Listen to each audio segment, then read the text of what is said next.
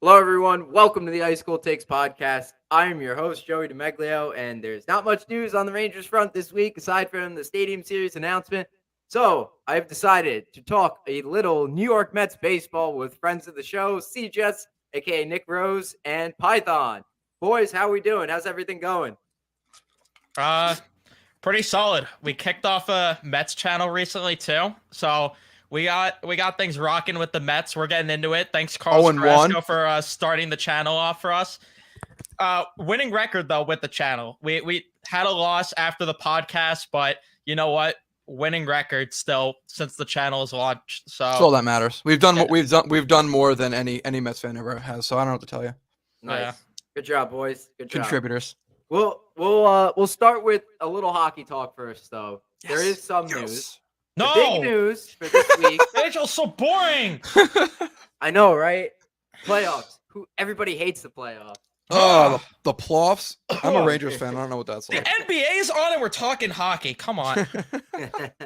The Stadium Series next year That's hype. to be That's hype. held at MetLife Stadium Mm-hmm. in New Jersey. Now, this is what I'm kind of pissed off about. I don't know how they got the matchups all screwed up. Mm-hmm. They Yeah. somehow got the Flyers involved, which makes Which is a no little sense. odd. A little odd. I guess They maybe thought they could because sneak them in there. MetLife Stadium is in New Jersey and Philly Right. is so close. Okay. But you can't have Rangers versus Devils. You have to have Rangers versus Islanders, Mm-hmm. Devils versus Flyers. Come Little on, odd. that's obvious. It was obvious. weird. Rangers versus Devils. So yeah, the Rangers and Devils just played a first round heated 7-game Right. series, but Mhm. let's have them play the Islanders. I think that's the smart idea. Right. And the Flyers, who were like in contention for the first overall pick and nothing else. No, they're not in contention for that. Tortorella won't allow that. But He would They're- have vetoed the pick. yeah, that's not allowed. First They should overall have picks. like a round. They should have like a round robin, like where it's the Rangers play the Islanders outside, then the Devils, and then Yeah, the but Flyers you outside. want to know what the problem is with that idea is that it makes too much sense for the NHL and it would be too entertaining, so they had to scale it back. Yeah, we I will can't. say though that the can't ice do that. probably can't maintain that ice for that long. Probably not. But dude, actually, I thought it would have been really cool if they could have done the Rangers Islanders a two-game Stadium Series set, and they could have done one at Citi Field and they could have done one at Yankee Stadium. I thought that would have been great. And you got to think Steve Cohen, the Mets owner, would have been all over doing something like that, and the Yankees owner too, because I mean, obviously, Evan and I are obviously not like the norm, but Rangers, Yankees, and Islanders, Mets are typically the matchups you get. Like you're usually a fan of both, and to get to see the teams play in each stadium would be pretty cool. But instead, we're going to play in New Jersey, not even in the same state. So whatever. Mm-hmm. Mm-hmm.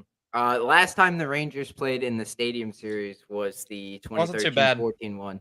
That was Mhm. awesome. They could have done that too. They could have just had us Yeah. play the Islanders and the Devils again. Like, Right. That's what I was saying. Like that, Mhm. I would do that. Yeah, Mhm. screw the Which Flyers. was awesome, dude. That was a major hit too. I mean, we won both games, keep the change, but that was friggin' awesome. hate I the love that. Yankees, but Hank's pads for that was just beautiful. His pads for Yeah. those games. Mhm. Well, of course, Hank's pads for anything. It's Right. He wasn't gonna miss. Not, can't miss. That guy can't miss.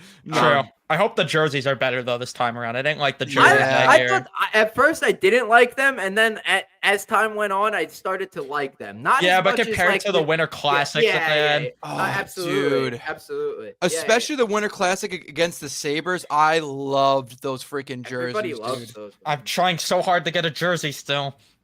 You And look saw- on eBay time and time again because I didn't get one when they dropped. Someone get this guy a DHgate account. Jesus. I didn't want a well, fake one though. Get a fake one. Come on. I already have a fake one, so we're fine there. Hey, maybe if we keep pumping in money to the NHL, the salary cap will go up. No.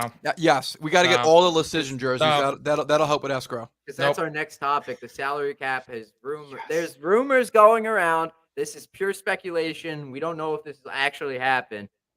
Chris Johnson kind of reported that the NHL, the league, is willing to talk about raising the salary cap for next season more than the $1 million projected. I think it'll all come down to how well they do financially from these playoffs. Right. It's all No. small market teams, but you know what? These are all teams that have never been there before. I think the viewership is definitely a lot better than last year. Because again, these are all teams that have never been there. Dallas has a great market. Vegas has a great market. They sell out every game. Huge. Seattle made a really good run, right? Florida is doing great now. Like, go back 10 years, they were struggling to get people to come to their games. Now it seems like they're getting better and better. Still not selling out every game, but better and better. This is good. And Carolina's got a fairly decent crowd. The Caniacs. Not as good as the Rangers, but we wouldn't. We know still anything outnumber about them. that. We still outnumber them at PNC. It doesn't matter though, because the Rangers didn't even make it past round 1. Thanks for the reminder. Yeah. Thank you. Sorry, I guys. needed that. Thanks. Sorry, guys. But Hey guys, it was a good pod. Yeah. See you guys next time. This time we're only going 5 minutes on ice cold takes, not even an hour. Yeah. Sorry, guys. Old City Sports Network regulations require podcast to be 7 minutes or less. Sorry, guys. We'll see you guys next time. Yeah. Thanks for coming out. No, in all seriousness, though, any increase to the salary cap projection of over $1 million is obviously a big win for the Rangers. Yes. Because they're operating on less than $12 million cap space for next season. And, of course, Lafreniere, Miller, they got to re-sign. Yeah. And I think Tyler Mott's a foregone conclusion that they're going to sign him soon. If they don't do it again, if they do this again and don't bring him back, oh, boy. It's not like – okay, but, like, there are replaceable options out there. I was looking at Daily Faceoff's free agency contract projections, and their projections are pretty accurate. Couple names stand out to me. Max Pacioretty. If that guy could stay healthy, that would be like one of the first guys I would want the Rangers to pick up. But he's had so many issues over the past few years. He cannot stay healthy. They projected him at 1 year, $1.5 million. That's absurd. Ooh. Yeah, that's a bargain. Guys that I've mentioned on the show in previous weeks that I've wanted, Ivan Barbashev, 4 years, $4.2 million is what they are projecting. Garnet Hathaway, 4 years, $2 million.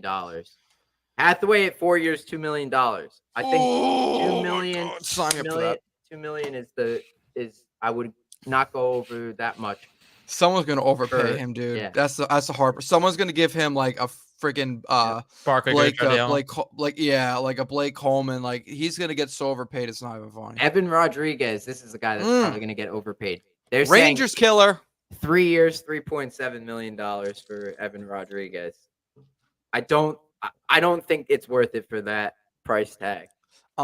Who was the guy we mentioned when we did that live stream? Josh Archibald, baby. Josh Archibald. He did not even crack the top 50 for Daily Faceoff. So I don't know. Can I give a little bit of love to Archibald real quick? Absolutely, take it away. Can I share screen?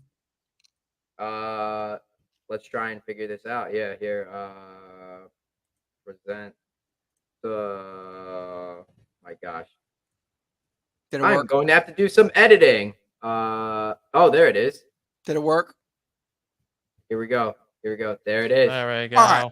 All right. So not that I'm a psychopath and I spend hours at a time doing this, but I did a little bargain bin shopping, and I think I said it in the live stream too. These are guys you're probably gonna be able to sign for less than $1.15 million. If we look at Josh Archibald right here, oopsie daisies.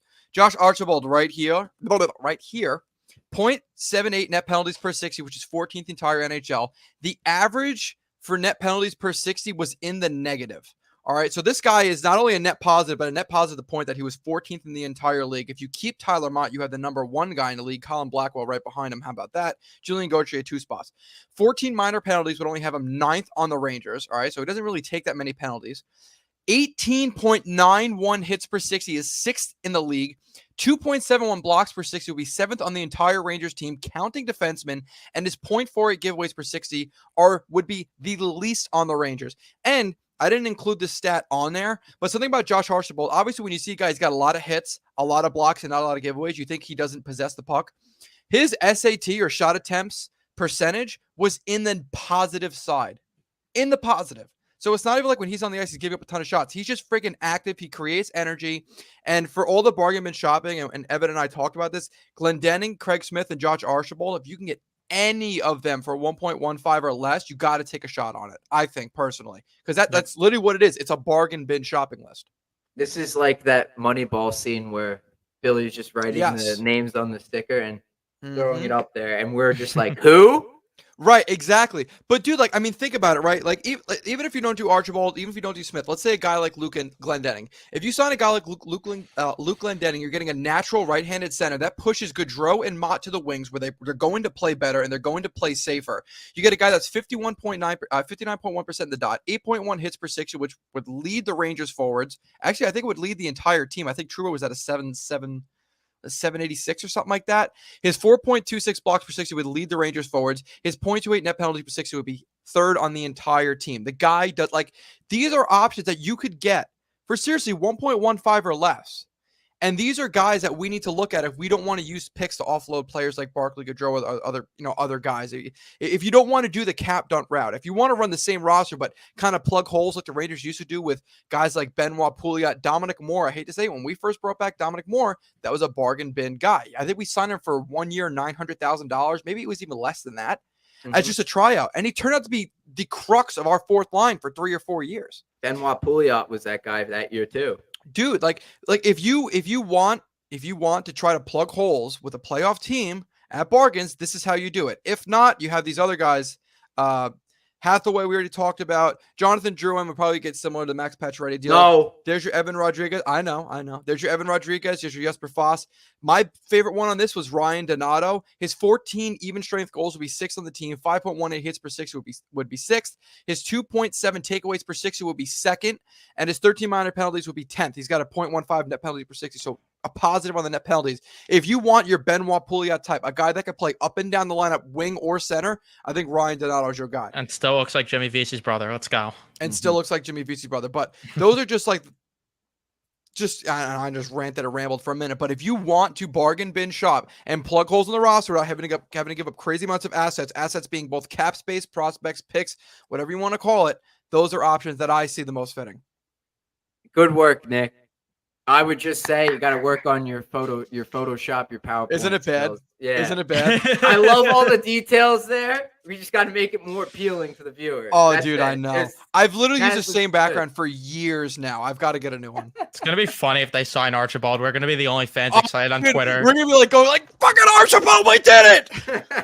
Our guy! Fuck the parade! I'm getting an Archibald jersey. No. We'll pull up. You got Lecision, you got Archibald, and we'll give Joey a jersey. We'll make him wear my McElrath jersey. Oh God. Oh my No, God. he'll get a Brzezinski jersey. I think that works. Hey, we'll get him a Ben Harper one for the road. That could be the new fifth line. Remember when they had that fifth line in preseason last? I think it was last year. Oh my God. The fifth line with Jesus. Libor Hayek. I forgot who was on it. It was like Gauthier, Broads. Brzezinski, someone else. Probably And Ryan they called it the Carpenter. fifth line. No, Brendan it was the year Smith. before Carpenter. Who the Not hell would Brendan that have Smith. been? I- Brendan Smith. I don't remember who it was, but I remember like it was like, oh, it's the fifth line, everyone. It had to have been someone we brought over that just did Yeah. not work out. I remember Yeah. hearing about the fifth line, but The fifth line. 2013-14, there was a few guys that the Rangers signed like kind of Mhm. league minimum Yeah, as depth dude. guys. It was Pouliot, Mm-hmm. Dominic Moore, and then there was one other guy that they got. I forget who it was. Was Let it me a go ahead and pull that up defenseman? now because I love going down memory lane and looking at all It that. might not have been another guy. Maybe I'm just forgetting. Well, There's the many Rangers trends made a on lot of Fifth smart line was. moves that year. Like, dude, like even when they got Daniel Carcillo, who thought Carcillo would have been anything for the Rangers, and he was a crucial part of that team. For a 7th round He was pick. big for us. For a 7th. So here we go. You had Benoit Pouliot. Delzato, we traded for Kevin Klein. Kevin Klein was huge. Justin Falk. There you go. There's your other guy that was basically Yeah. league minimum. Yeah, but he sucked.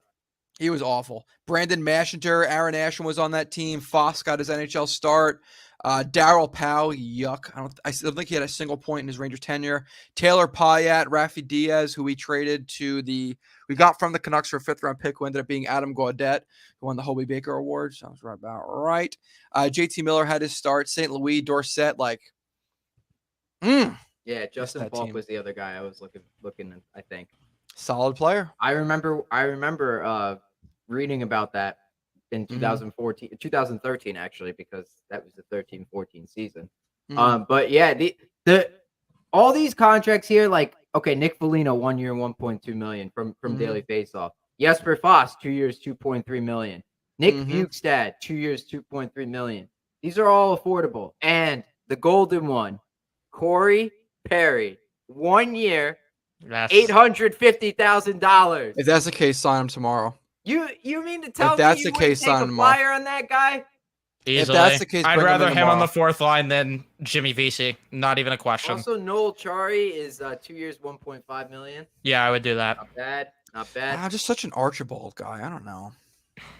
I don't I know found what. the member of the 5th line. It was Dryden Hunt, by the way.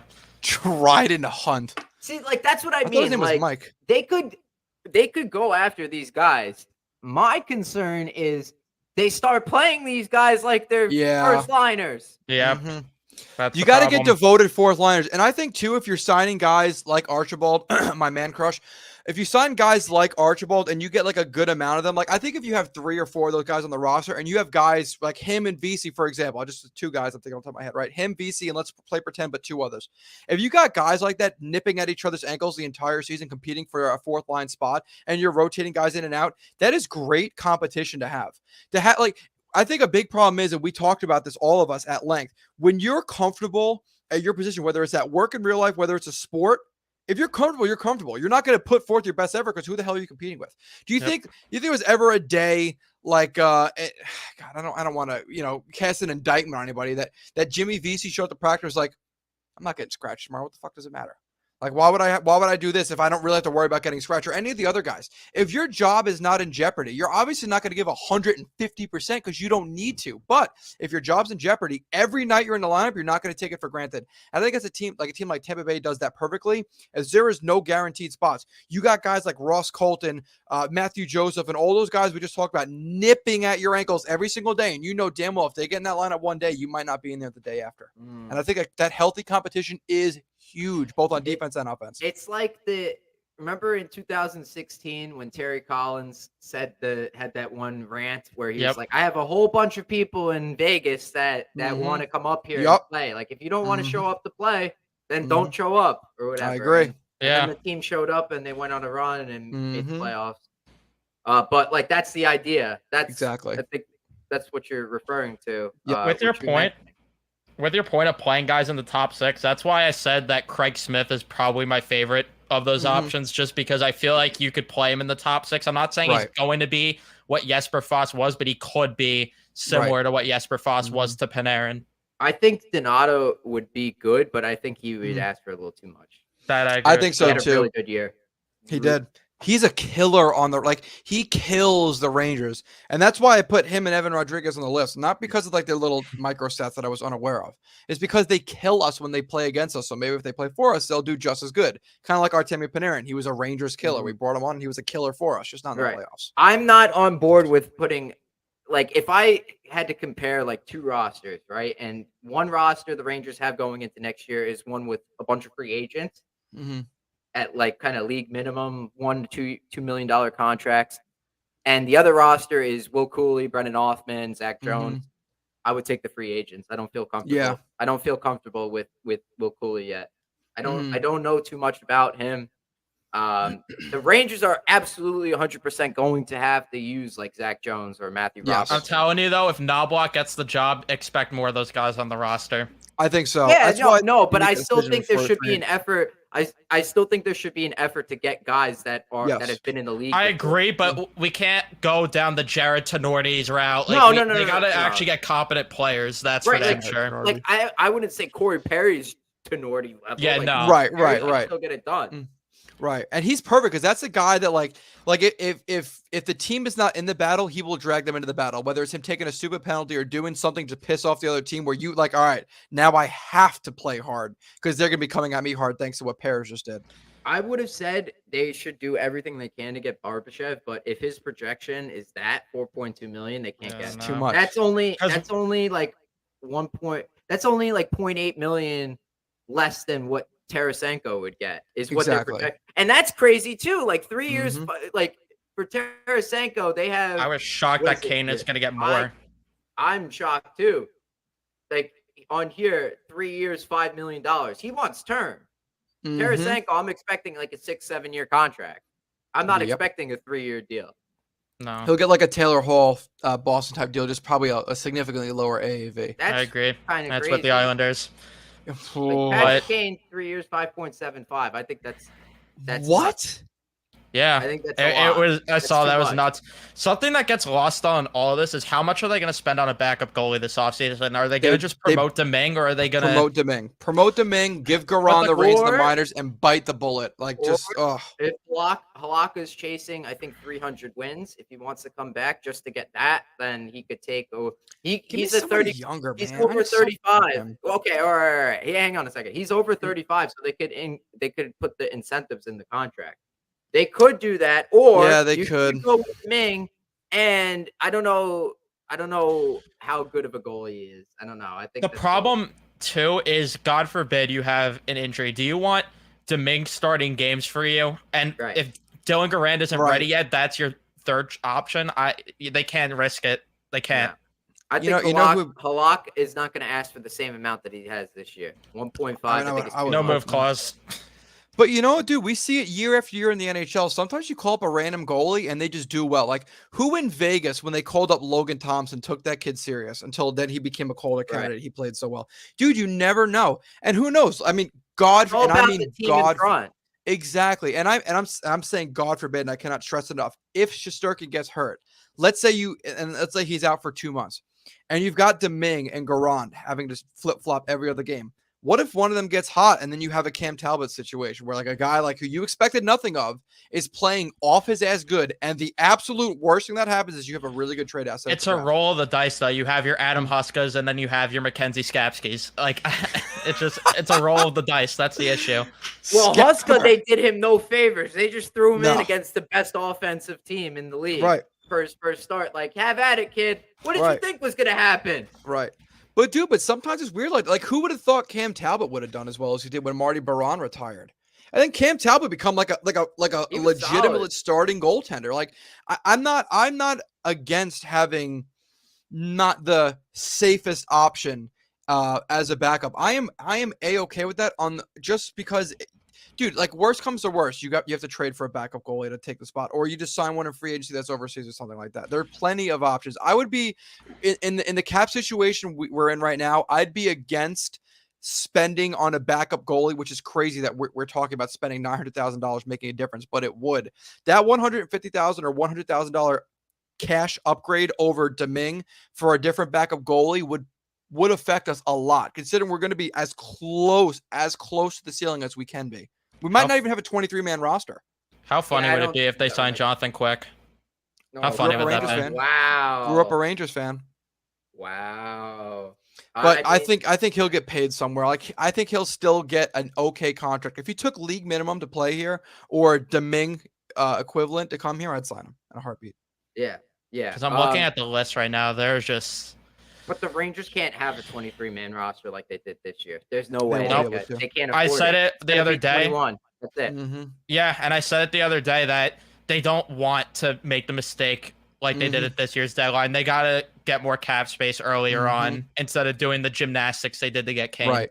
Right. Because they were projecting to only have one move, and that was going to be it. They weren't projecting Patrick Kane to want to only come to the Rangers. Only I could have predicted that. I said that in September of 2022. I said it. They were on it. Yeah. Dude, I would be all all right with the Rangers bringing Patrick Kane back, especially if he's getting off-season surgery and we won't see him till the deadline anyways. If you're going to LTIR him, why not?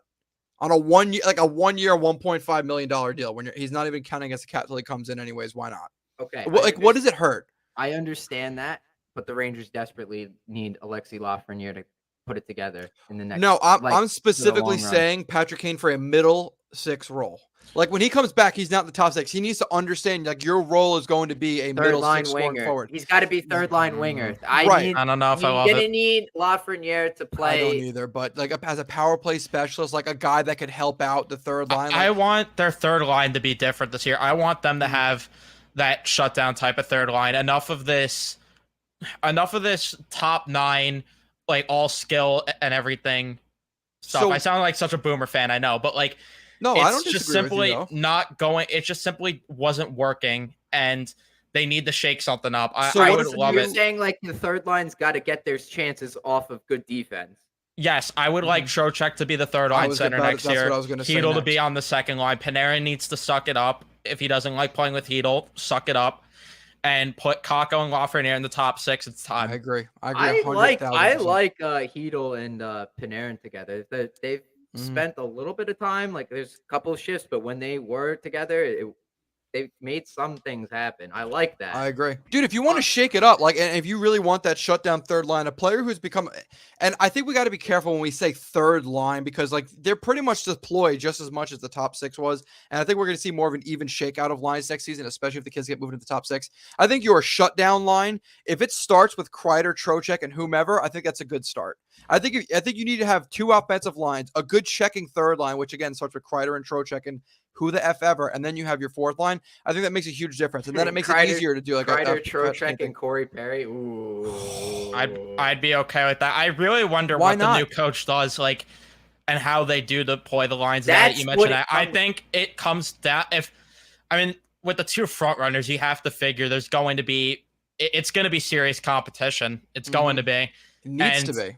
Which with two front Laviolette runners? or Babcock. Oh yeah. Laviolette or Babcock. That's all right. So it's either you go with the top 6. For me, your top 6 has to be Kreider, Zibanejad, Kakko, line 1, and then line Agree. 2, Panarin, Trocheck, and Lafreniere. Same lines that they started with last season or this I'd past put season. Heedle in the middle there. Yeah. Okay, yeah, you could see how it was, but I'm just saying, like, we know that worked for 15 games. Like, Right, it did. they Sure. didn't stick with it because they weren't getting the goals. Remember all the posts Trocheck hit?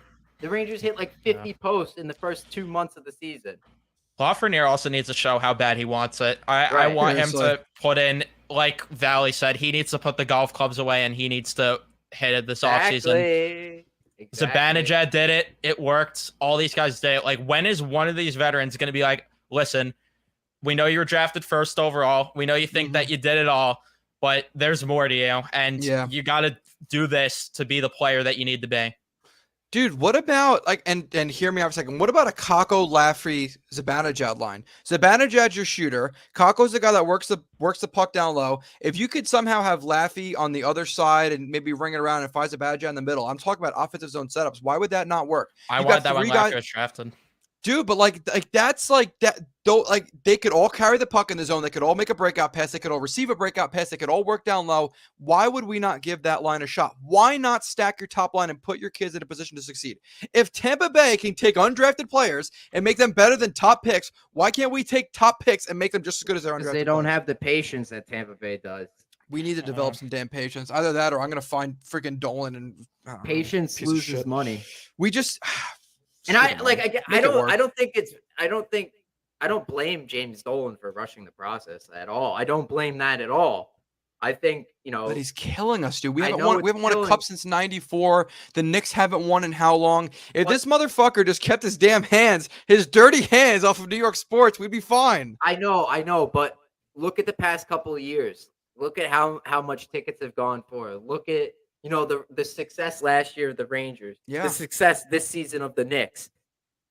Yeah. To him, it's working. It's working. It's bringing in the Until he money gets or his- whatever. until he gets I his little mean, hands on to an him, extent. fucking bastard. If he would have just been like, imagine if he would have been patient. And I know this is really just like hearsay or whatever.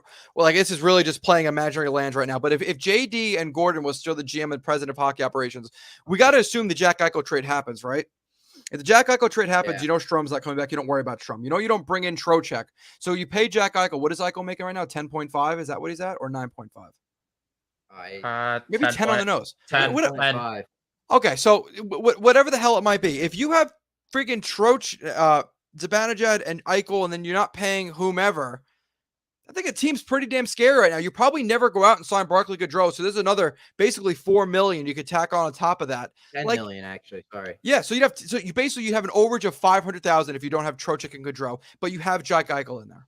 I wonder too if that crew was still here and they missed out on Eichel, if Kachuk would have been on their radar after, and they would have done it. Sign me up for that shit. I really we don't wonder- have the assets. We don't want to trade.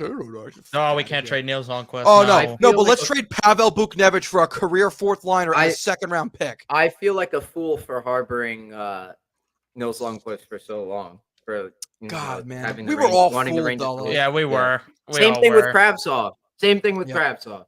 We were all we were fooled. all fooled. We were all Kravtsov, fooled. Kravtsov, I was less high on, and I was more willing to give up, if anyone. But yeah, Niels Lundqvist, we were all fooled with for sure. Mhm. It's just a Like- shame, man, because that's a great point you just made up. You just brought up. If they miss out on Eichel, would they be super aggressive on Kachuk? And I think the answer is a resounding yes. Yeah, And I think Yeah. they would have got it done. We probably wouldn't have loved the price, but if he did for us what he's doing in Florida, which is literally taking a group of 23 grown men, wearing them on his back and carrying them to the Cup Finals, I think we'd be okay with it. I just don't Yeah. think David Quinn was the right guy He was either not. for them. Like That was a he was supposed to stupid- be. That Like- was stupid from the get-go. It was a college hire, meant to develop the young players, except he didn't develop the young players. I would that love I did not understand. I would love to get a retrospective from JD and Gordon to see if maybe what Quinn interviewed saying he was going to do or had planned to do is what he actually did.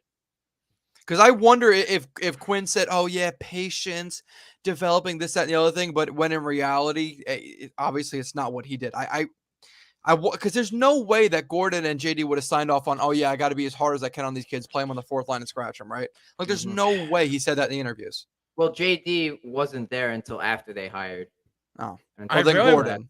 I really wonder too, not last offseason, but the one before where we got Goudreau, Blay, all of them. Mhm. If Sather and Dolan didn't have their dirty hands all over that offseason, I wonder what it would have looked like if they just let Drury come Jack in Eichel. and do his thing. I really wonder.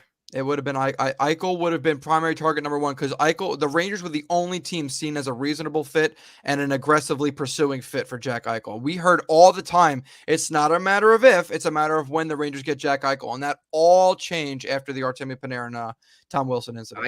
I think they just need to let Drury do his thing. That's it. Yeah. Oh, Let him right, take right. control. Like I just agree. let him to make all the decisions. Mm. Like don't Darth interfere in Sather the won't pro- allow it. No, don't. All right. Say there. My God, I don't understand that. I think Chris Drury is a very smart GM. I Mhm. think he's a good dude. I think he's gonna have a good offseason.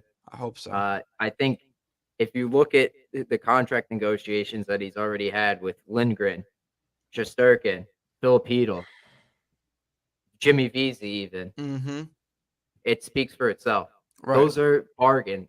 Those are Mhm. great contracts. Mm-hmm. So Keandre Miller, this quick note on him, right? So Mhm. I was looking at it. The Rangers have had two defensemen, right? That they drafted in the first round that they used, like offensive style defensemen. Michael Del Zotto and Brady Shea, right? Mm-hmm. Del Zotto in 89 points in 204 games, and then his ELC expired. 2 years, $2.55 million. Okay. Then Brady Shea in his first 169 games, 64 Nice. points. And then Nice. after his entry level contract expired, 6 years, $5.25 million. I don't know how that justified. I think that his rookie year was incredible. They were trying to mimic the McDonough contract and hope it turned into a bargain. Yeah, and it didn't. Fell short big time. DeAndre Miller, 75 points in 214 games. After his ELC expired, what's it going to be? Mercagliano thinks between 3.5 and 4.5, and some are saying like Miller's camp is arguing over $5 million. Drury has got to shoot for a bridge deal with Miller. They simply cannot afford to. No. They can't afford to go long term. If they get a long term, if they want more than 2 years, it's got to be exactly like the Hedl contract. That's it. It can't I- be anything more. Than I that. would not be opposed if they try to lock him up for 7 or 8 years and get a bargain today. Because if the cap does shoot up as much as we think it's going to in the coming years, that'll be a huge bargain. My fear is that we bridge him. He figures his defensive liabilities out, becomes a consistent 40, 50 point defenseman. His contract is up in 3 years or 4 years, whatever it might be, where he's an unrestricted free agent or a free agent with arbitration rights. And he's asking for, if the cap goes up to 90 million or 100 million, that 7 or 8% of the cap today would be, it could be, an extra figure on there. It could be 10 million instead of 5.6 or 5 million. I'm not opposed to it, but then you have to offload money. This hinges on one thing. What do they view Ryan Lindgren as? Do they view him as the Yeah. number one left shot defenseman forever with Adam Fox, or do they view him as a guy that is just here for the now? They're going to move on after this year since it's the last year of his deal, and then they're going to give the reins to Miller. Because if you're going to give the reins to Miller, give him the long-term deal this offseason so you have a bargain. Do it. Just do it now. It's a tough question because Lindgren brings all the defense, Yes. but none of the offense, and Miller brings all the offense, but not enough of the defense. But you know what, though? At the very least, Keandre Miller is such a freak enough athlete. He skates so well that the defensive part of the game could still be fixed, right? Like Ryan Lindgren is a phenomenal hockey player, but at this point, I think you're kind of seeing what you get. Like there's probably still room for improvement, but I think we're seeing Ryan Lindgren maybe not at his absolute peak, but pretty damn close. Whereas Keandre Miller is such a good athlete, and he's only, 22 years old? Still learning the position, arguably. Like, dude, we don't know how good, he's not going to get worse, right? Like, unless, God forbid, a crazy injury. His body's still physically maturing. He's only become a better athlete. I'd rather take the chance on the athlete that is still learning a position is going to get better than the guy that's kind of already peaked. But I think there's a universe where you can have both, but you've just got to figure out what you're going to do with the rest of the money. Obviously, COVID fucked everything up because excuse my French, but because you got to assume if COVID didn't happen, the cap would be significantly higher than where it's at now. Like the Trouba deal wouldn't have hurt as much. The Gaudreau deal wouldn't hurt as much. The Zibanejad, especially the Panarin deal, would not hurt as much. So nobody could have ever predicted this. A big issue of what we're seeing now is especially with RFAs. That UFAs might not be making as much, but RFAs are making the exact same, and the cap is really not moving. So when that percent, if you look at it from strictly percentages, the percentage of cap of RFAs is going up, but the UFAs have been consistent since the cap has remained stagnant or not growing at all. And if the cap hit of RFAs is continuing to go up against percentages, you're going to have to take some risk and hope that you get paid off in the future. If not, you're going to find yourself screwed, like we did with the Trouba deal, which was a massive overpay. The Panarin deal, in hindsight, it's an overpay. At the moment, it didn't seem like it, but even the Kreider deal, man, we are just so apt with these long-term veteran deals. Panarin deal escaped. Was a discount in a way because he was getting offered more by the Avs, the Islanders, and Columbus. Dude, it doesn't feel like it, man. Right now, we just feel so freaking stuck. The Trouba deal just stings the most, though. Just it's so bad. You traded for him and you bid it against yourself. It doesn't make any sense. He said he'd only sign extensions in 2 places. He's in one of the places, and you weren't like, okay, well, why do you hold all the cards? You're the RFA. We own your rights. The absolute worst thing that could have happened is you have him for 1 year and you have to flip him again next year. Or he gets offer sheeted and, oh, no, we have 4 first-round picks. Oh, yeah, heaven forbid. The Rangers will be fine. Like, if they get Miller to a 3-year deal, in 3 years, Panarin's cap hit comes off the books. And I don't think there's any way he gets the same amount of money. No, not even close. He'll make maybe half. I think a good bridge for Miller. How old is he right now? Miller, 22. He's 22. So if you give him a 3-year deal, he's still an restricted free agent, right? He's 25. He's a puppy. Unrestricted free agency is not till 26 or 27, right? One of those two, right? So if you stick to that timeline, 3 years, at the end of the 25-26 season, Panarin's contract comes off the books, right? You still have Kreider, you have Zibanejad, Trocheck, Hedl, and Gaudreau, who I'll talk about in a second. There's been rumors on him as well. And that's when Trouba's contract comes up. So you'll have a lot of cap space then, plus the increased ceiling, hopefully, potentially. You should be able to get them all on there. You know, it's just for right now. How are you going to make it work? So right what now. about the Shesterkin extension? Offman coming off his ELC, Cooley. That's why I think it might be more important to find your bargains now so you can keep everybody down the line. Yep. Because it's scary. It's almost like you're just kicking the rock further and further down the road. It's like, how much longer can you put it off to where the Rangers are going to learn from their mistakes in the past? We had guys like Anisimov, Dubinsky, Callahan, the Carl Hagelin, these guys' contracts ending at the worst possible times because we bridged them to save a few dollars in the interim, where then you had to pretty much give them up for nothing. Because you remember the Carl Hagelin trade for Emerson? We traded Hagelin and a second for Emerson Edom and a 2nd-round pick that was further back in the draft. We got absolutely on the Carl Hagelin trade. The guy went on to win what, 2 or 3 cups after he left us. Like, I fear making those same mistakes, whereas I would rather bank on my youth today and have to maybe spend something to get rid of a contract now than continue to kick the rock down the road so we lose him for absolutely nothing later. I fear that. So you want to like trade Goudreau? I would feel comfortable trading Goudreau if that money was used to try to get a bargain deal on Lafreniere and or Miller today. That is the only scenario I'd feel comfortable doing it. Otherwise, bite the bullet, save your draft pick asset, continue to draft well, which Drury and company have done very good at, is drafting players and getting stuff out of them. At least from, they haven't played games yet, From but what we on know. paper they look good. Right. For all we know today, they've done very well in their drafts. I'd only be giving up assets if it means we're going to hold a young asset for longer.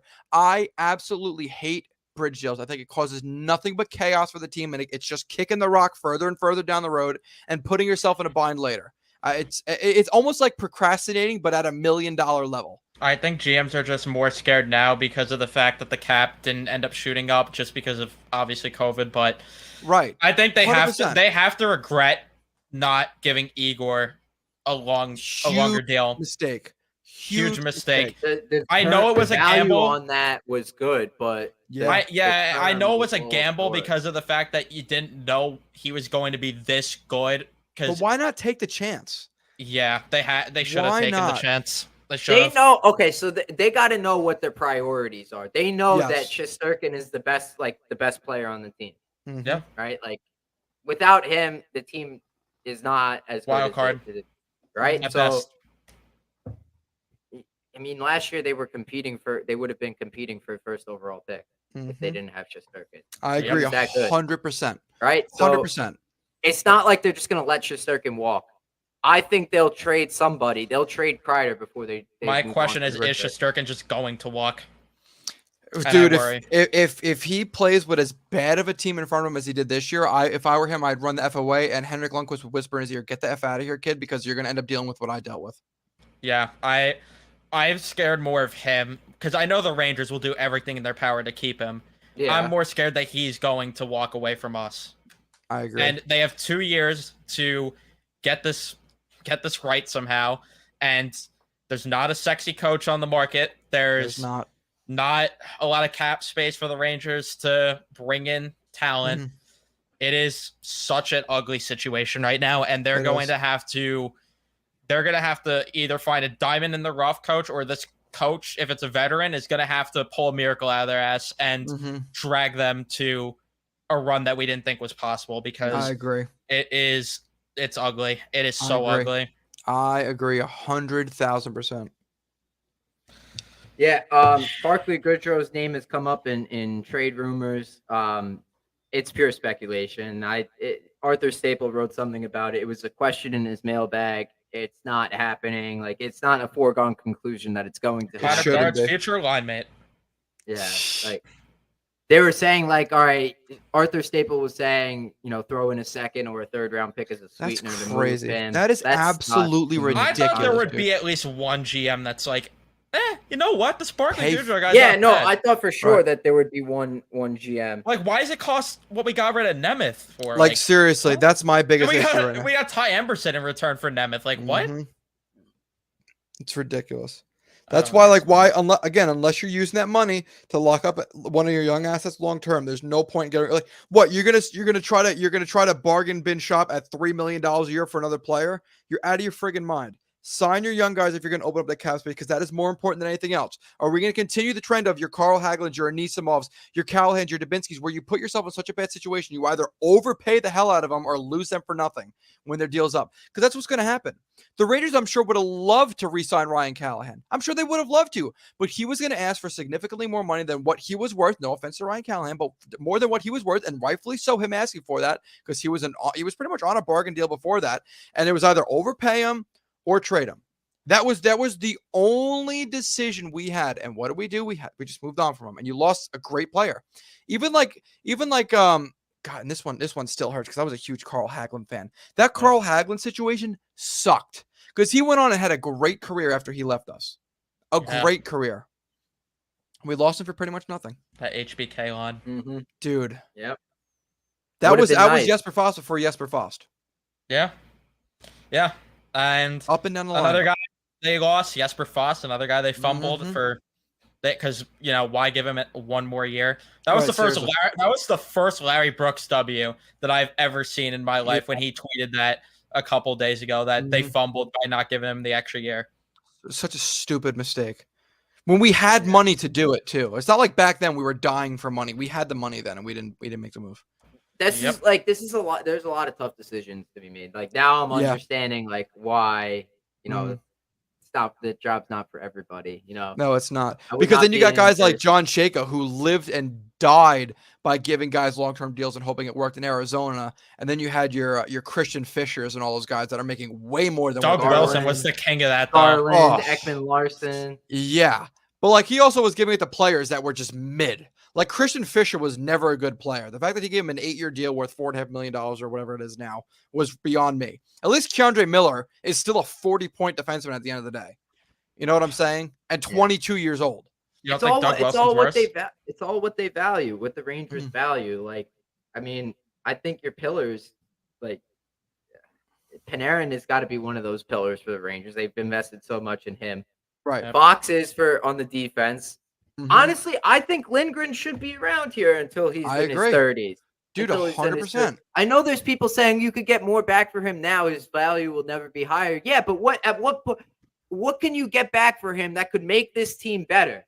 You mean to tell me you agree. trade Ryan Lindgren from this team that the Rangers are going to be better next year? I'm sorry, I don't see that. I can't see that. I don't care. Unless there's I don't care if it's Jacob Chikrin or if it's like Roman Yossi or something. Well, Roman Yossi is, I don't know why I said Yossi because he would be awesome, but the Rangers can't fit him under the cap. No. But like I was gonna Chikrin, say- like the Chikrin was what the rumor was. Yeah, Chikrin, at least that would make some sort of sense. It would have to be a left shot defenseman that could play with Adam Mhm. Fox that's on a bargain deal. And does that exist? Nope. Blocks every shot. It's just the heart and soul of the team. Like The problem is Lindgren has all the leverage in negotiations with the contract extension with the Rangers. Mhm. He just simply does.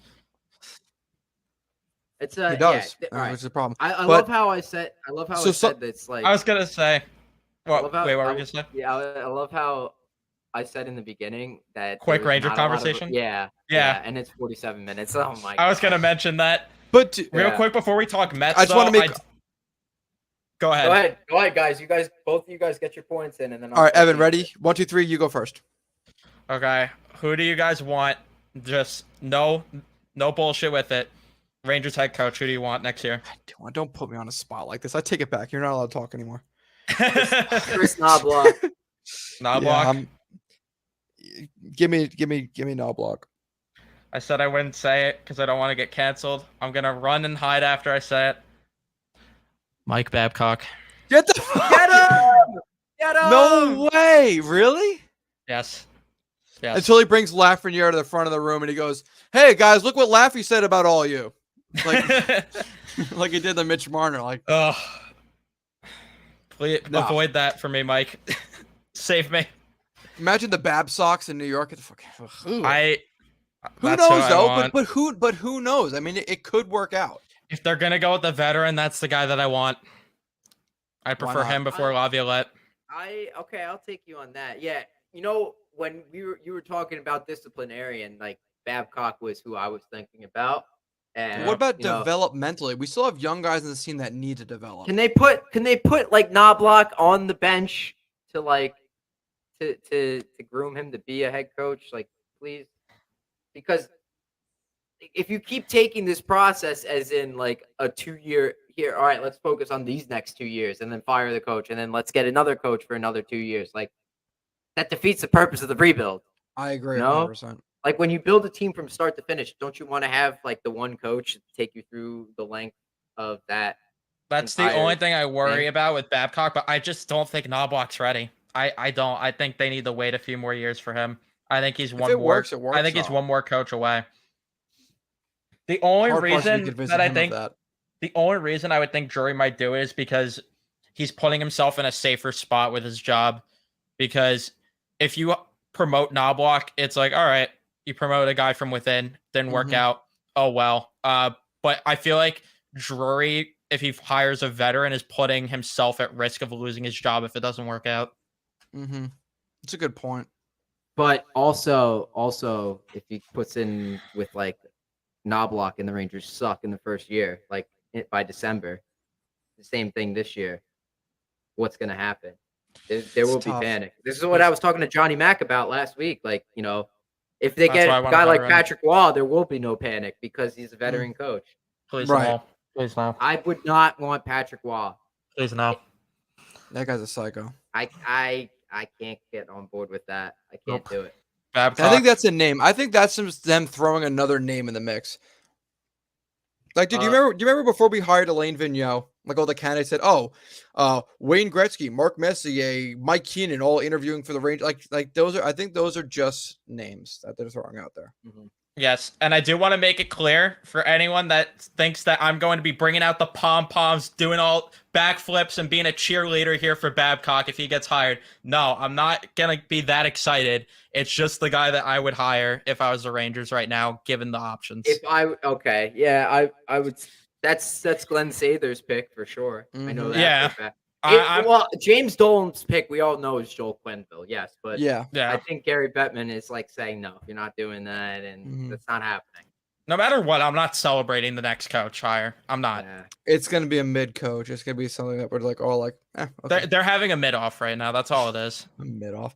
Like the next coach you hire, make it a 2-year deal or something. The Not that any reason coach would accept that. I but- just need somebody that's going to coach, and these players are locked in. They're not going anywhere. If the coach makes the players hate themselves or hate the room or whatever, you're not going to accomplish anything.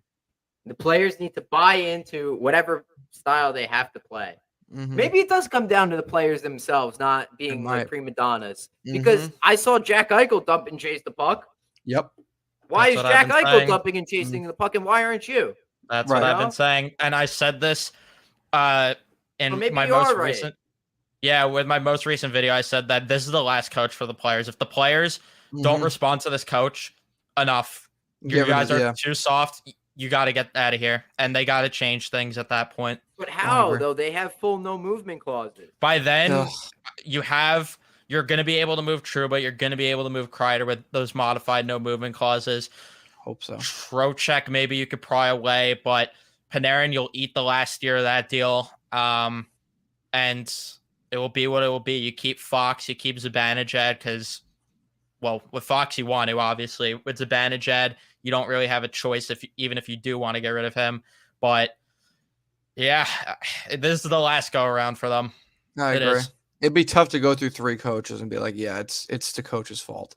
Yeah, how many girlfriends are we going through here before we look in the mirror? With the same problem every Maybe single it is time. me. Yeah. Maybe it is me. Yeah.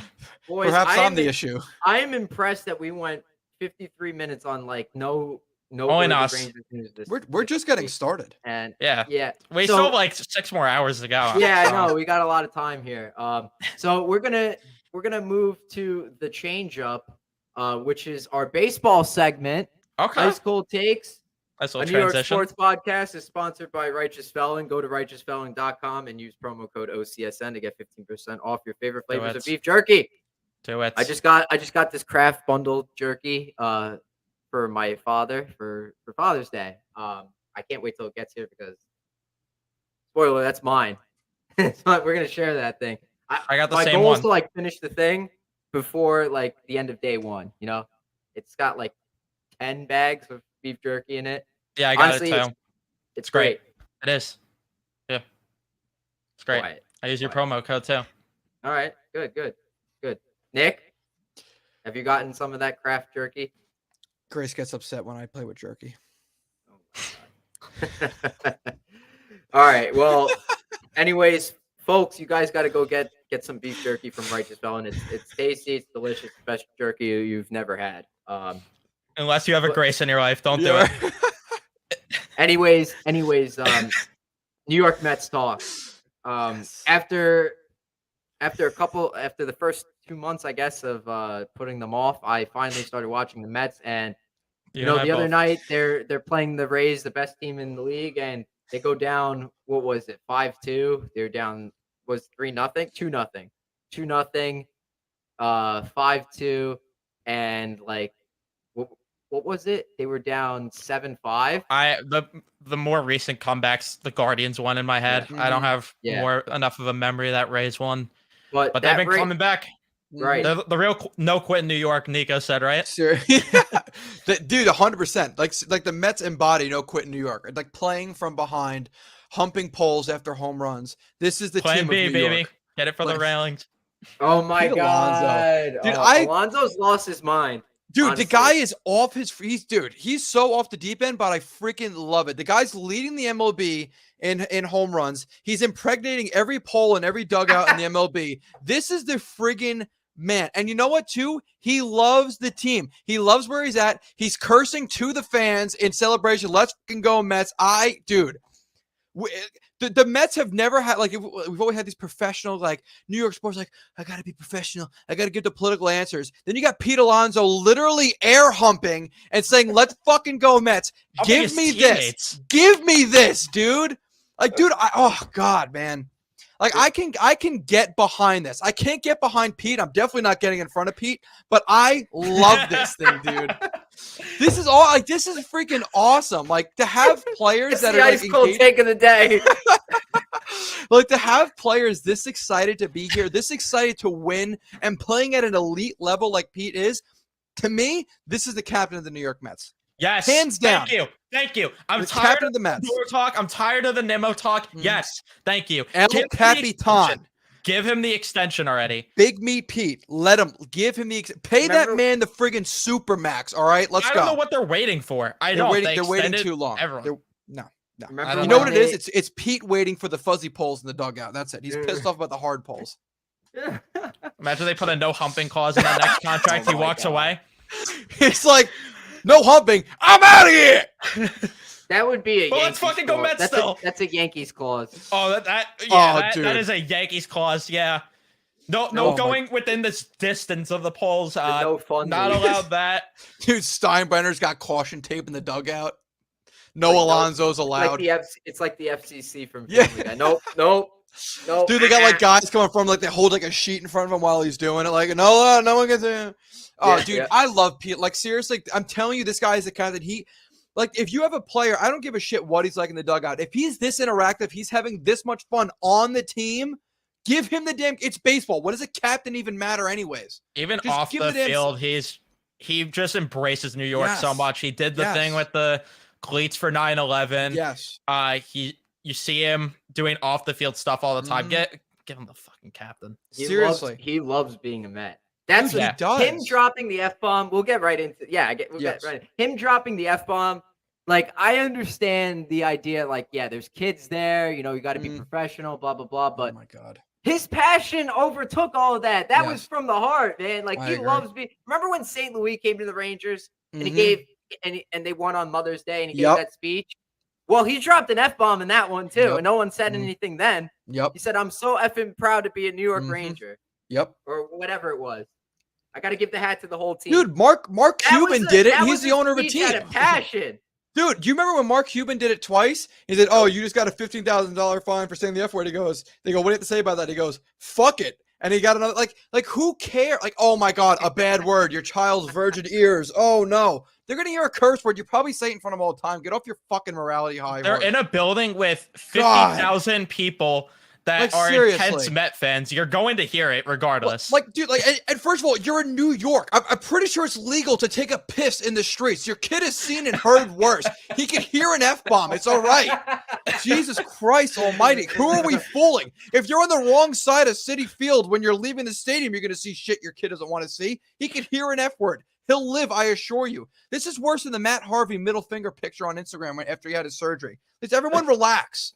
We're all there was a human beings. dildo in the locker for one of the Like, Met players too. Like, come Dude, on. like, come on. Like, everyone, All let's right, well, that everyone one was relax. stupid. I didn't understand that. the rally That was dildo. a little bizarre. That was the rally bizarre. dildo. It was weird, but like, I mean, dude, it's one bad word, and it's not like Pete said, "Oh, I'm gonna teach these kids a bad word." No, he was in the moment, and he had it. Whatever. Like, I'm just so sick. I mean, everyone's on their fucking morality high I horse love these that days. I'm he so like over it. he took the time to thank the fans. Like it was like Yes.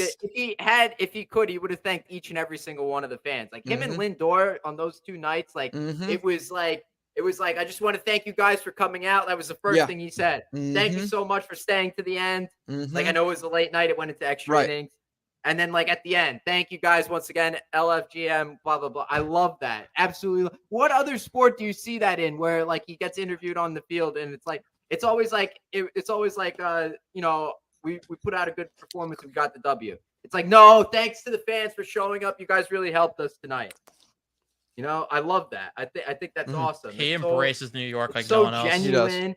It's so genuine. It may not be professional. They might have said, I wonder if like someone was just like, you know, hey Pete, I love that you're passionate. Just Mhm. don't do the F bomb next time. Maybe avoid the But F word. I like how people you can't win. They complain when players are having too much fun and doing things like that, but then they're also mad, especially with hockey when it's the players are in front of the camera. I thought we got pucks in deep. Yeah. Right. East-West plays. They should have like an HBO like subscription for like NHL mic'd up. Like if you're 18 or older, you love can that. only watch it. Mhm. I But would you Right. pay like love that. however much extra, like an add-on to ESPN Plus. Like you get the R-rated version of it. I would love that for broadcasters too. Even like, give me a Mhm. broadcaster. He fucking scores. Like give a me some Bob passion. Mannery, like a Yeah, Bob Bob Mannery broadcast. Yeah, What are give me you some doing? passion. Oh, come here. I would love to see. I would love to hear Don LaGreca drop an F-bomb as Mika Zibanejad snipes one top corner. Could you just imagine they allowed it? Like, Hey, or they Sam had Rosen a way- almost did it. It would be a great way for them to make money. It Sa- really would. Like, Sam Rosen almost dropped the F-bomb. Remember that? A couple years ago. Bunting always has a smile on his face. oh yeah, yeah. I think he almost dropped it this year too. I don't think remember there was that. a time. I don't remember exactly, but I thought there was a time he almost dropped it this year as well. Could be wrong. Yeah. But the hot streak, the Mets won 5 in a row. They lost Mhm. last night to the Cubs in game 1 of that series. Francisco Alvarez has been great. The kid, the Mets are putting together their own version of the kid line. That's Francisco what we were talking Alvarez, about. Yeah, the baby Mets. Brett Mhm. Beatty, and Mark Vientos. Vientos got to get in the starting lineup. He's been doing Oh. good. Why was Alvarez not playing yesterday? Is still beyond me. Like, you had Dude. an off day. Why? He played horrible yesterday too. He wasn't good. Dude, Sanchez was horrendous. did Oh you my see God. what the Mets pitcher said about Francisco Alvarez, that they would be pissed off if they sent him down? If this was the Wilpons, he Yeah. would be sent down still. I had the game on like kind of in the background, and I was like, I was starting to like walk over to go pay attention, and I heard Buster Olney say on ESPN Sunday Night this guy. Baseball, like, when the catchers all get healthy, like Nito, Narvaez, that Alvarez might be sent down, might be optioned. to Right, because AAA. Nito and Narvaez I'm are just like- so good. I'm like, you would have our Narvaez and Nito over Alvarez, who's like been Buster? an instant spark. How do you fathom that? That doesn't make any sense. Buster, Doesn't we're make not any sense. stupid. We're not stupid. We know you were doing the chop when the Braves took first place last year. We're still waiting for you to give up the farm when you said George Springer was going to be a Met and you'd bet the farm on it. So I'll take your word when you give the farm up. And have you not been paying attention to what's been going on? Because it's not like the Mets willingly paid to get rid of James McCann, willingly are still paying Robinson Cano and cut him off the roster. But no, we're not gonna suck up $2 million to Tomas Nido to keep Alvarez on the roster. I just don't understand. I don't understand how you could look at what's been going on with the Mets in the Steve Cohen era and think they're gonna send Alvarez down after all this. We got to Like, keep when- Tommy Pham up. You know, you can't lose Pham. Oh, yeah, You fantasy you can't football lose boy. Canna. You know You what? can't lose Dropping Escobar. routine fly balls is okay. They had the balls to cut Robinson Cano last year. Yep. They'll have the balls to keep Francisco Alvarez up this year. They should. Dude, I hope Remember so. that? Remember Cano? Remember They when we could never could get him? trade Tomas Nido too. Like, Like, seriously. I'm sure a team's desperate for a catcher right now. Like, I like Nito's defense. Don't get me wrong. The guy cannot stay consistent with the bat. No, he can't. Nope. At least Alvarez, like when he first came up, he sucked at defense, but now he's getting like his throws are kind of getting a little bit He's better. killing it You on could both see- sides. You could see it. Framing. You could see it. Like each game is a little bit closer, a little bit Mhm. more accurate. You could see the improvement with each and every game that passes. Can't wait for him to qualify on Savant. Ugh. Because Brett Dude. Beatty, that already had me bricked up seeing his Like, Savant page. seriously. Like, forget it when Alvarez has his Savant Like, page. he saw Brady's. He was like, is that like fucking, the is that like Jay Fresh's pretty page? much. It's Baseball literally like Savant? Jay Fresh, but for baseball. But for baseball. Okay. Yeah. Yeah. More I mean, more accurate though, I would say. Yeah. A lot more accurate. yeah, Alvarez has been great though. Beatty, I cannot complain a single thing. Like, I mean, he had a rough He's game awesome. last night, I think, but he's swinging the bat really well. But he's another guy you can get behind because like Beatty, Alvarez, Vientos, and Mauricio when he comes up are guys that you could actually build a team with and around when they are at their Yes. peak, especially if their numbers reflect from AAA to MLB, or at least close to, because they were all playing out of their fucking world in the AAA. That they are guys you could build with and around. Like they will all be very good players. I don't know if you have a superstar anywhere in there, but you've got top-notch players no matter Mhm. what. Mm-hmm. And they're outplaying some of the guys on this roster. They're outplaying Vogelback. Which isn't No, saying much. but he's still playing. I And, like, don't understand. They're playing better than Canna. Right. Like, Canna can't hit. hasn't done much. Nope. Marte Even Marte. And But- Marte's been yes, brutal. and Marte. Although Marte Who did have that actually- home run, Yeah, but he did yes. have a big, huge home run on Sunday. Yeah, I got a nice sunburn from that game. That was fun. But I good. don't understand why they are playing Vogelback in the lineup over a guy like Vientos on a daily basis. Like It's so stupid. It's so fucking Why is it dumb. because of Wardy righty-lefty tweeted out a matchup? video, and it's exactly what I said on the podcast a couple days ago, the Mets one. I was talking about how you need to see what you have in these guys, and this is why Mauricio needs to be called up too. You need to see what you have in them before the trade deadline so you know what you're doing, because if you catch lightning in a bottle here, you have way less work to do at the deadline. But if these guys don't pan out and they're not what you're looking for, okay, you could either flip them or you could send them back down, let them develop more, and you get what you need at the deadline. Right now, you just don't know because They you're got not 3 playing out them of enough. 4. Well, they have 3 out of 4 up on the big league team. Vientos, from what He I've needs to seen, be playing more. He I needs to. agree. does need to be playing more. Is it the only position that he could play third base? He could play first also. Okay. And what about Beatty? They had him in He the could play the outfield out. He could play outfield. He could play third base. Like, and two, he's a big kid. He's got range. I don't remember who it Is this was. going to but be I like a Lucas Duda thing where they try him out in the outfield? No, I think Brett Beatty is closer to it, and I forget where I heard this from or where I saw this, or if I even did. But he was more of like the Chris Bryant type. Like he could play. He's just a 5-tool player. Could play at any position in the outfield or infield. You Okay. prefer him on third base or a corner outfield spot. The only way I'll give them a pass. Canna's spot. They Why not? Sean, the only way I'll give them a pass for not playing them enough is if they're getting Ohtani at the deadline. It's the only way I'll give them a pass. Right. That's Is fair. that actually going to happen? Aren't the Angels? They got a winning record, don't they? Right now, I think, yeah, but It's only a matter of time. you never know because like they know chances are more than likely than not that he's walking. They're gonna want to Yeah. get something. They gotta get, and the package would just be absurd. You gotta take advantage of that. It's gonna have to be like Mauricio is going to be included in that for sure. If I they think trade. Vientos would definitely be part of the deal because you're getting a DH regardless. Yeah, I don't understand. Why wouldn't you just wait until he becomes free agent this offseason? Yes, I would be fine with that for sure. The only reason is because you'd want to get early in on the negotiations, but again, it's not a guarantee that he signs. That's the only issue.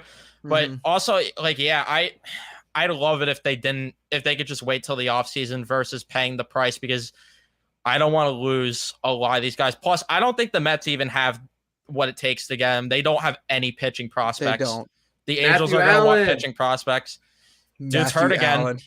Dude's hurt again. Matthew Allen throws like Matt Harvey. Like He is Matt I Harvey. feel He is so just, bad. like, The dude cannot stay healthy. I feel so bad for the kid. I remember being hyped for him. Like he looked, because Matt Harvey was like my favorite pitcher growing up until shit hit the fan. You know. I still want to see what the Mets do during free agency and international signing this year, because the Mets are actually, you're getting some pretty good names out of the international signing. Obviously, a few years ago we had Ahmed Rosario, who I think definitely didn't live up to expectations, but still was pretty solid and Somehow was a number one prospect in baseball at one point. Yeah, that's somehow. But like, dude, like the Mets still have Kevin Parada coming up. I'm looking at it now. Alex Ramirez, Mauricio. We talked about, like, we've got guys that are really good, and maybe it'll be close in a year or two. But I'm not overly concerned with trading guys for a guy like Shohei Ohtani. I think we'd recover, especially if we get him and he's here to stay. I'm just worried the Angels won't take an offer because they won't have a pitching prospect at all to give up. Like the best one that they have right now, I'm trying to even think off the top of my head, and I, for some reason, am blanking. But yeah, I mean, I'd give up Parada if they want him, even though the Angels have O'Hoppe and they're probably happy. But Parada, the dude's a dog on and off the field. Hide him from your girlfriends, or hide your girlfriends from him, I should say. But yeah, it's going to be some absurd package, and I just don't think the Mets will have what it takes, sadly. Shohei Ohtani would be great. I think they should wait for free agency so that they don't have to give up anything. No. I agree. Like usually I'm all for it. And there's no guarantee. Let's say the Angels go on a run, which they haven't done at all in Mike Trout's 15, 20, 30 years in baseball. I still think he's gone by the deadline regardless, just because of the fact that he's probably not going to sign. But yeah, I'm usually all for giving up prospects, especially if you're trying to win now, to go out and get a guy that could really put you over the hump. With this, I think it's better you wait with the package that this is going to be. And we were talking about his contract's going to be absurd. It's going to start with a 5 at the minimum. That's where the offers start. I think it ends at $700 million. Still, I stand by it. Wow, dude, it absolutely. I mean, if you're that's what we're at $1 billion for one player. It's crazy, but you got to think you're getting a potential Triple Crown winner with the bat, and on the mound, and a Cy Young potential winner on the mound, and you can get that every single year. Like this is like seriously the first player since Babe Ruth that could legitimately win every single player award in his conference.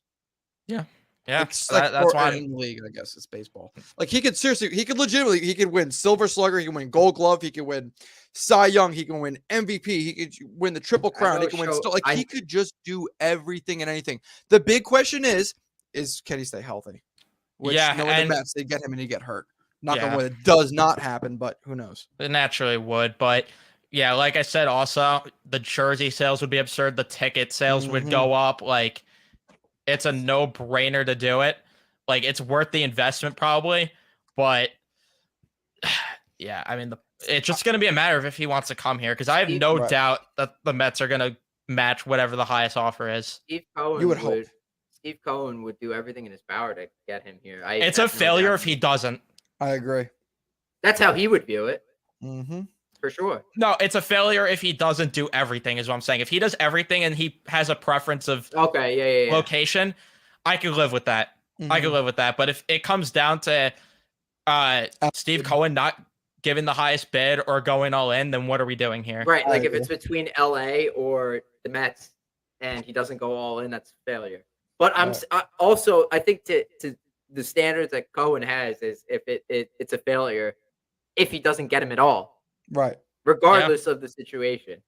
Like if he wants to play there or if someone offers more money or if he doesn't want to be there, I think it's a failure. Could you imagine though the rage spend he would do if they miss out? He'd rage spend after Steven Matz didn't sign. Right.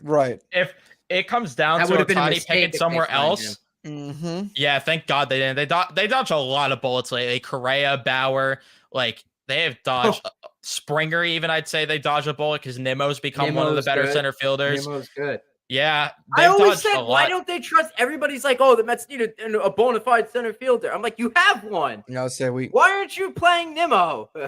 And then he goes in and hits like. Can you believe that base percentage? Can you believe that playing guys work sometimes? Like, I can't believe that that's something that works. Like, I never thought that actually playing and giving guys a chance for a long period of time, giving them a leash would actually work. It's crazy concept. The Rangers might want to take notes, but I faulted Mickey Callaway a lot, but he did play Jeff McNeil a lot, a crap ton. Yeah. Oh yeah. He gave him all the at-bats that he wanted. Everything. Yeah, Rojas was a little more strict with giving McNeil reps. Like, he really played Cano a lot more. But I still feel like that was the Wilpons and Brody being up their ass about playing Cano. We hired a player agent as a GM. Just come and get us. I think that was Come and specifically get to us. keep DeGrom. Come and get us. I forgot about that.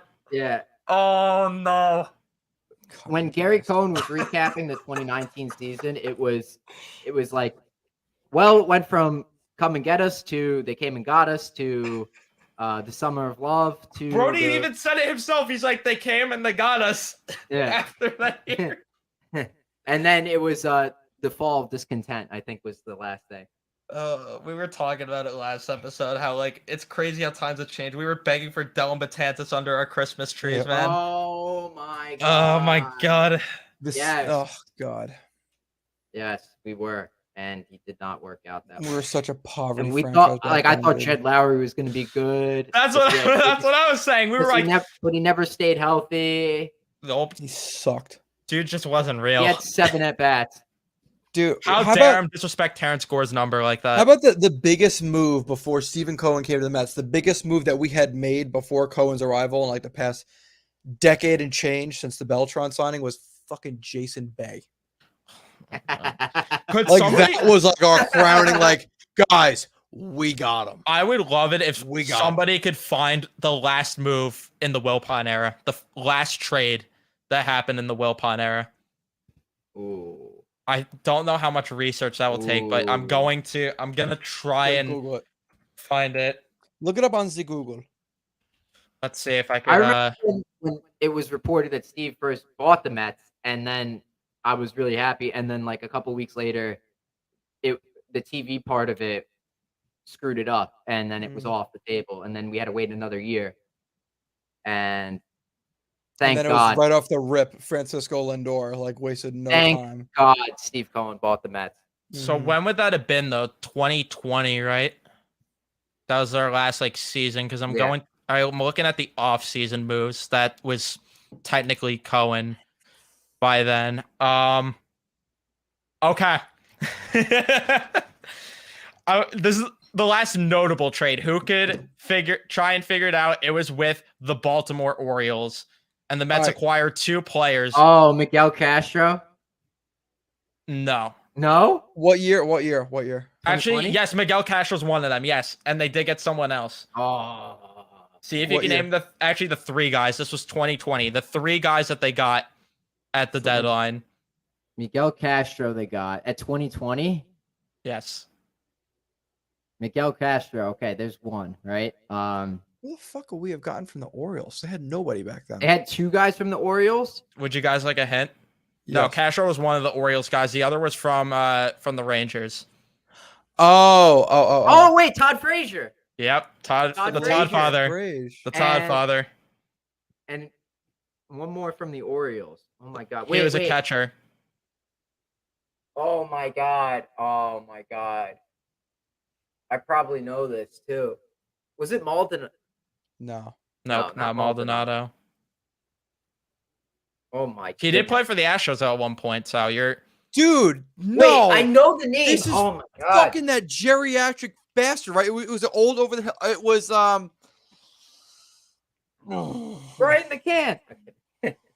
Imagine. It's a No. geriatric. Oh my God. Oh my God. Why? Start with an M. First or last name? Well, either way, Last no. name, But last like name. last name starts with a C. Oh my God, man. Yeah, First no, name starts with an R. Ramon Castro. Ramon Castro. That was before my time as a Mets fan, but you know, I know the name. Yeah, no, I got nothing. Not Chirinos. Nick, you got anything? What'd you say? Chirinos? Yes, Robinson Yes! Chirinos. Yes, that's the guy. Robinson Chirinos. He did play for the Texas Rangers. Good work. At some point. Nice. Good work. Oh, You God. had some absurd moves. They signed Melky Cabrera that year. Oh yeah. Brian Dozier. They brought Juan Lagares back like 3 times. Cespedes Joey Bats, disappeared. baby. That Give me was Joey Bats on there. that was 2018. Loser. Gordon Beckham they signed. Let's see who They else. signed Gordon Beckham. Yep. Hey, what year Walker what year was Who? Gary Sheffield? Jacob Rame was brought back. Eduardo Nunez they brought in. They brought Rene Rivera back. Oh, my God. Obviously signed Marisnik. Jake Ryan. Sam Haggerty, Oh, Ryan my- Cordell. Some of these names are Those beautiful. teams fucking sucked, dude. Matt Adams. Oh my God, I forgot they had Matt Adams for a bit. But this is like how bad the Mets used to be, where like these were the guys we got and we're like, what an offseason. We got all these less Austin than Jackson. mid players. Like Yeah. Brad Brock, Yeah. Jose Peraza. Peraza Although he's was- back. He's back. Peraza was he had a good 2020. That was a Cohen move, actually. My mistake. I like VR, Pilar, and Peraza. I like those guys. I thought they were solid. I didn't bench mind guys. them. I thought they were good bench guys. Not like starters, but like Pilar, I love. Chase and Shreve, He was good. Jarrett Parker. Chase and Shreve was good It was good in 2020. Remember when they brought Ruben Tejada back for that like one go around too in Oh, 2019? God. What? Joe Panic. no. Panic was. I love Panic. Our That- rotation by the 2019 deadline was very scary though. Like when they got rid of Vargas and they brought Stroman in, that was scary when they had Yeah. Syndergaard, DeGrom, Stroman, A healthy Wheeler, Syndergaard. Yeah, Wheeler was the fourth Mats. starter. The wheel deal. Yeah, that was a solid rotation. And then we immediately gave up on Wheeler. Yeah, don't even give him a honestly, I qualifying didn't offer. think- Why do that? Honestly, I didn't even think that they needed to sign him because they had so much pitching depth. But I quickly realized that was such a huge mistake. Yeah, especially with what the pitching ended up becoming. Yeah. Delson Yeah. Herrera. My God, some of these names are just How's that Blast for a from the past. blast from the past? A We'll former have to top keep- prospect. We'll have to do like the former Met Random extravaganza Mets, on your- yeah. Yes. The random Rangers Right followed by after the- random Mets. right after Brooks the random Rangers. Ponders. Oh Matt my- Den Decker, everyone's favorite. Oh, Den Decker, former great prospect. Nick Evans. Kirk Neuenhuis. All the old guys. I miss all of them. Sank. Jordan Ryan Church. Valdespin. I will say. Valdespin. Remember when we were hyped out Keon Broxton? That's another name. Oh, Oh, yeah. Aaron Altair. My goodness. Oh, he was awful. He was so bad. Dude, bad. Altair. Do you remember when Matt Kemp was a Met for a bit too? Because I'm looking right now. Matt Yes, Kemp. dude. Yes. Oh Matt my God. friggin' Kemp. Irvin Santana. Shout out to him. Follow me on Twitter still Yeah, for he whatever follows reason. me on my personal. Yeah, he follows my me. I thought it was God. nuts. Oh my God. Yeah. Those teams were so freaking bad. Like The Mets have but- come such a long Omar way. De Los Santos. Like, come on. Luis Avion. He was good. Luis where's Avion. where's Almora on that list? Almora. Bobby Wall. Kevin Kazmarski. Didn't I they could go for way had, too long. They had Abreu for a little bit. Bobby Abreu. Yeah, they had Yeah. him. Didn't they have him not long after Gary Sheffield's reign of terror? I think Bobby Abreu was like 2013, maybe 2012, something And like Sheffield was 2009 or that. 2010. 2009, I think. Oh my God, Danny Espinoza. I forgot. Devin Mesoraco. Oh, wow.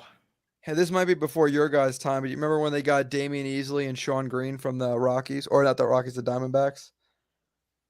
I know the names, but Before y'all's time. yeah, it was- Bunch of youngins. yeah, for my time. Can't Brody keep up actually with a did solid with 23-year-old the drafting, dinosaur. though. Huh? Brody did a decent job drafting, though. I will say that. Yeah, He did. drafted Beatty, right? Yeah, Josh Wolf, who I was excited for until they traded him. They traded Um, him for. He was part of the Lindor deal. Oh yeah, And then there was like one other prospect. Oh, yeah, Isaiah Green. That was another guy I was Mhm. excited about, and they traded him. One of the Mets prospects they traded for Baez is in the top 15 in the MLB right now for Yeah, prospects. Pete Crow Pete Crow Armstrong, yeah. Armstrong. Pete Crow Armstrong. Rajay Davis. Oh, another Twitter Uber- follow right there. Rajay Uber Davis. driver. Uber. Oh, yeah, I remember. Yeah, when he had the story with the Uber. Yep. Ryan O'Rourke. Come on.